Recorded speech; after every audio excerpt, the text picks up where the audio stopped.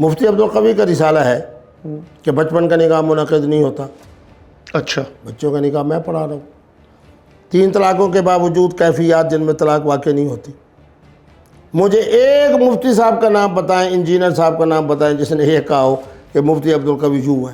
پھر آپ مولانا حضرات کے ہاں علامہ حضرات کے ایک مذاق کیوں ہے؟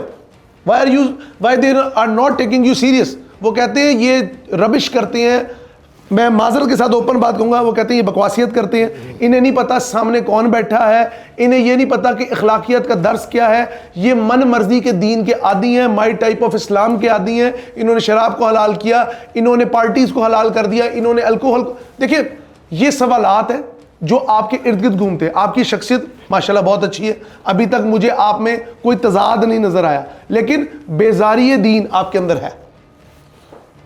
ایک صاحب مرزا صاحب جیل میں بیٹھے, جی آپ کے پروگرام کے توسط سے میں ان کو کہتا ہوں میں پرسوں آ رہا ہوں, ایک چوک سے لے کے دوسرے چوک تک اکٹھے چلتے ہیں, امت مسلمہ مجھے کس طرح ہار پہناتی ہے اور اس بیچارے کے ساتھ کیا کرتی ہے. محمد علی مرزا کی بات کر رہے ہیں آپ نام نہ لیں, ٹھیک, ہر ایک کا